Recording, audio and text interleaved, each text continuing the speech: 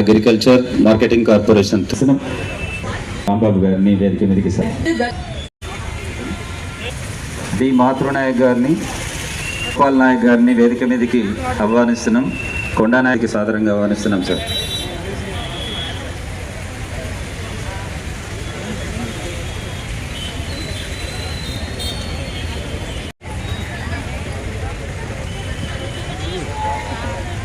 పరశురాములు గారు ఎస్ఎస్ఎల్ రాష్ట్ర కార్యదర్శి గారిని వేదిక మీదకి సాదరంగా ఆహ్వానిస్తున్నాం సార్.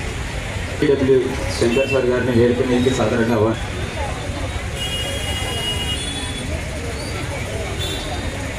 డిఎంహెచ్ఓ గారిని వేదిక మీదకి సాదరంగా ఆహ్వానిస్తున్నాం సార్.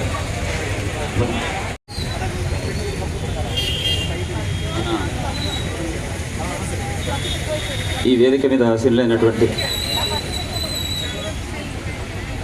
మన సభాధ్యక్షులు, అతిథులు, ముఖ్య అతిథులు జ్యోతి ప్రజ్వలన గావించి గార్లాండ్ చేయవలసిందిగా కోరుతున్నాం. మిగిలిన వారు వారికి సహకరించవలసిందిగా కోరుతున్నాం సార్.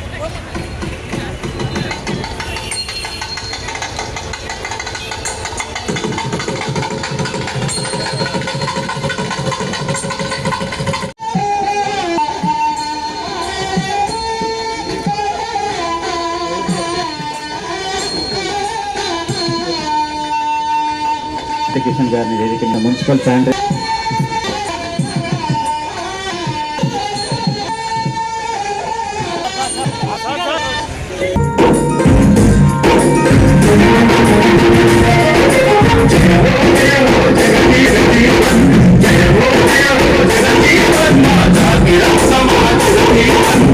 సందర్భంగా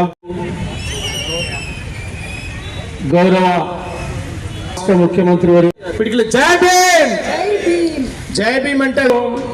బీద సాధల వందనము, పూరు బిడ్డల వందనము, మహనీయులకు వందనము, మహజనులందరి వందనము, మహనీయులకు వందనము, మహజనులందరి వందనము, మహనీయులకు వందనము, మహజనులందరి వందనము, మహనీయులకు వందనము, మహజనులందరి వందనము, బీద సాధల వందనము.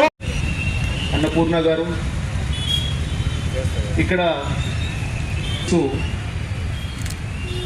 సూర్యాపేట జిల్లా అభివృద్ధి కావాలంటే, ప్రజల అభివృద్ధి కావాలంటే వారికి నేతృత్వం వహిస్తున్న చాలామంది నాయకుల పైన ఉన్నారు. వాళ్ళందరికీ ముందు ఉన్న అధికారులు ఉన్నారు, వాళ్ళకి అది శుభాకాంక్షలు తెలియజేస్తాం. చేసుకుంటే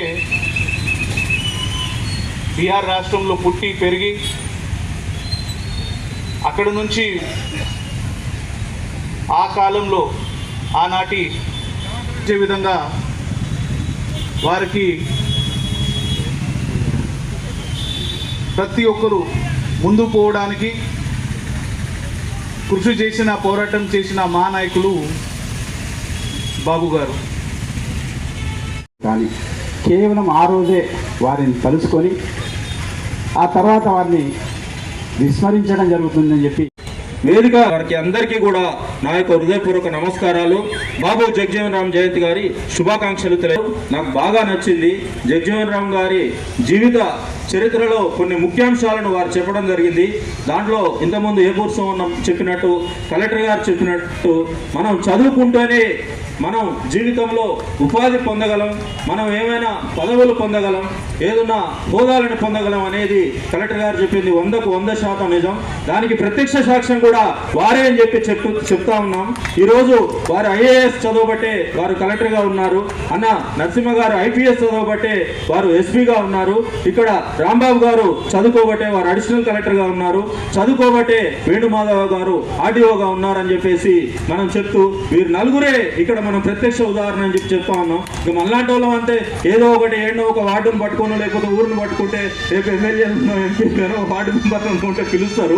కానీ ఈ చదువులు, ఈ రాజ్యాంగంలో హక్కుల్ని, చదువులలో రిజర్వేషన్లని, విద్యా ఉద్యోగాల్లో రిజర్వేషన్లను కల్పించింది ఆ రోజు బాబాసాహెబ్ అంబేద్కర్ గారి ఆధ్వర్యంలో ఏర్పడింది. ఏర్పాటు చేసినటువంటి రాజ్యాంగ పరిషత్లో ఈ జగ్జీవన్ రామ్ గారు కూడా ఒక సభ్యుడిగా ఉండి ఈ భారతదేశంలో బడుగు బలహీన దళిత వర్గాలు చదువుకొని అత్యున్నత స్థాయి పొందడానికి వారు బాట వేశారని చెప్పి చెప్పుకోవడంలో ఎటువంటి సందేహం లేదు. మనకు రాజ్యాంగ హక్కులు కల్పించడని చెప్పుకున్నా, రాజ్యాంగాన్ని కాపాడని చెప్పుకున్నా, అనుభవిస్తున్నాం కదా మనము.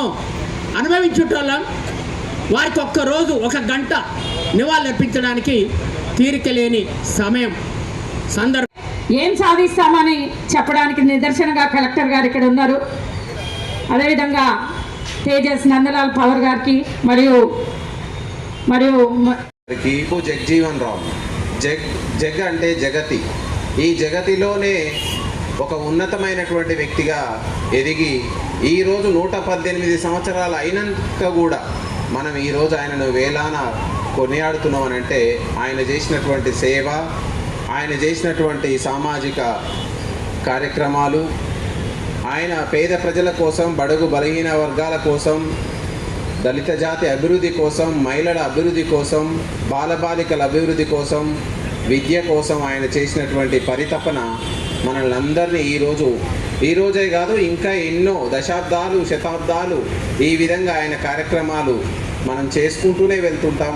జిల్లా కలెక్టర్ గారికి, ముఖ్య అతిథిగా విచ్చేసిన ఎస్పీ గారికి, వేదికను అలంకరించిన పెద్దలందరికీ, వేదిక కింద ఉన్న నా తోటి ఎంప్లాయీస్ అందరికీ, అన్నదమ్ములందరికీ కూడా ఈ కార్యక్రమాన్ని విజయవంతంగా చేసినందుకు కృతజ్ఞతలు తెలుపుతూ, రేపు ఏప్రిల్ 14వ తారీఖు కూడా అంబేద్కర్ గారి జయంతి కూడా ఇంతకన్నా ఎక్కువగా జరగాలని మీరందరూ సంఘాల నాయకులందరూ మొన్న వచ్చారు, కానీ ఎవ్వరు కనపడట్లే మా ఎంప్లాయీస్ తప్ప. ఐసీడీ సభను కూడా విజయవంతం చేయాలని కోరుకుంటూ